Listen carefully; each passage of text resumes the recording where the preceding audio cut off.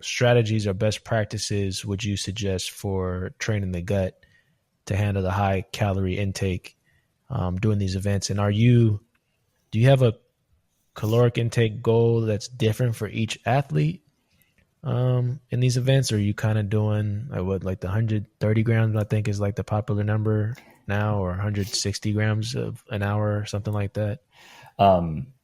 Yes. So nutrition on these events are incredibly important. It makes or breaks your training, and it makes or breaks the event. It is very important to get right and it is very easy to get wrong. So really the way you can give athletes exact numbers, and athletes really love exact numbers to shoot for because we're all very ADHD and goal oriented. But in reality, it's about starting on the lower end of the scale. So 120 is kind of the flashy number. For most people, 120 is a silly number to shoot for. It's incredibly difficult to do, actually, and most people actually don't need to because they don't produce a high enough KJ load to need that replenishment, and or their gut won't be able to be bothered by it. So it's just going to cause issues down the line.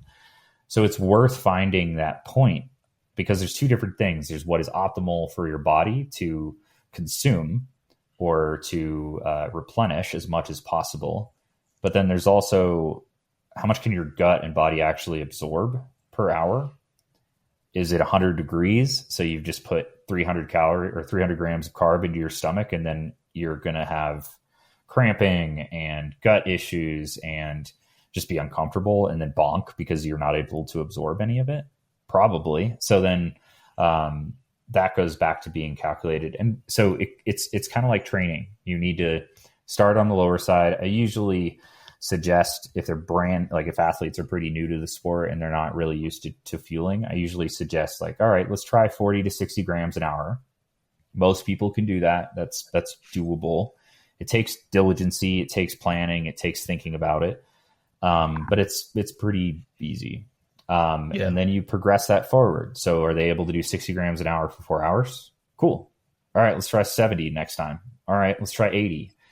The hard thing is, you can't just be linear about it. You sometimes need to step it back because if your plan is progressing, so let's say you have a 6 hour and then you have a 7 hour the next week. If you also do 60 grams of carb and then you do 70 grams of carb and you're jumping your hours as well, then it's just a big shock. So you need to be controlled, take your time. It's important to start carb gut fueling and gut training early in the season so you can just get ahead of that preemptively. So then all of a sudden, if you need to do an 8-hour race, it's not as big of a hurdle.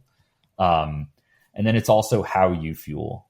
So when you fuel, so starting early, making sure your gut is tuned to be able to take on carbs early in the race so that you're not, because it's all about kind of dosing that out through the race. Because if you think about it, if it's, a 10 plus hour race and you don't fuel until 3 hours in, you can't just triple what you're eating. It doesn't work that way. You have to microdose that forward. And then, yes, my pros, I am talking to them about being able to absorb 120 grams an hour, but that's because we've calculated that is what is going to be best for them. And then we go into, all right, these are the nutrition pieces that can help you get there. And it would be per hour kind of like breakdown. And I do think that works really well for everybody, is to say, okay, best case scenario, my goal is I kind of count out all right, if I'm targeting 70 grams an hour, I'm going to lay it all out there, make sure I have enough in my pockets, make sure I have enough in my sag bags or whatever it is throughout the race to be able to get this in my system. And then it's on me to be all right, I'm going to do this per hour and this per hour and this per hour.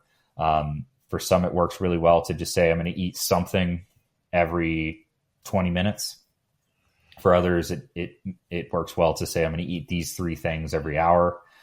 It kind of depends. And it does take time and energy and effort to find what products work for you. And just because you let's say, for example, try a certain gel that you don't like, that doesn't mean that all gels are bad or that you won't like any gel. So just keep tinkering, keep trying.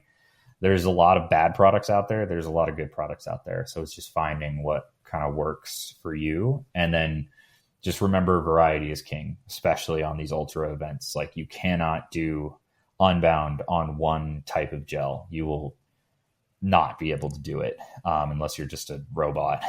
So Yeah. it is important to have the understanding of like, all right, when I'm not 6 hours into this ride, what am I going to be craving? And then have that available to you or get close to it. Like having a pizza might not be possible, but having something that kind of scratches that itch, whether it's potato chips or something like that, that's fine too. So I think that's like a good approach in general. But as far as kind of knowing how many grams per hour to target, it is a little bit based off of KJ burn. So over time, you'll understand how much your gut can take on per hour, but you'll also understand, all right, well, this is the really the amount I need to take on. Usually it's based off of power output and then size. So if you're a smaller individual, and even if you are producing good power, you might still not need to have 120 grams an hour. So it all depends on where you're coming from and then building out to like your perfect or optimized position. Yeah, I've gotten mine. Well, I started with the experimenting. I did a metabolic test, Nice. and that gave me a good idea Yep. of how many calories I needed or how many calories I burned at a particular power output per minute. Mm-hmm. And that gave me my foundation, so to speak, where to start from. So if you're listening and you haven't tried that, I would definitely check that out.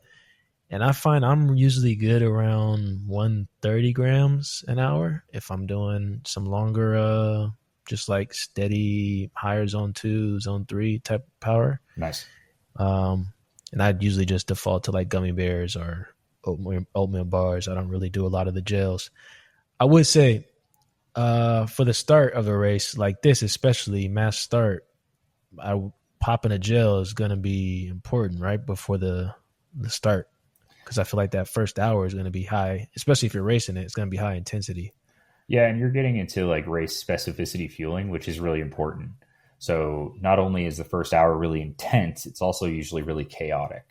So like Right. reaching into your back pocket and getting out a bar or even a gel is going to be really hard. So usually actually I advise riders to try and take on liquid nutrition for that chaotic period. And then of course, if there's ever a break, to hit something solid if they can. But you're right, 100%. Like before the line, pre-nutrition is just as important as during and post, so it's like all three of those categories are really critical to do right. You basically like obviously going to the line hungry is a red flag. It's tough with a lot of these events because they start at a crazy hour. So early. Yeah. And there is the concept of training yourself to wake up that early and ride that early and train your system to eat that early. But, if you're juggling a full-time job and family, you're probably not going to be able to start your weekday rides at, whatever time happens to be when the race starts. So then it goes down to having a little bit of a pre-race routine, knowing like, all right, if I want to favor sleep over maybe making sure that I have my breakfast 2 to 3 hours before the event.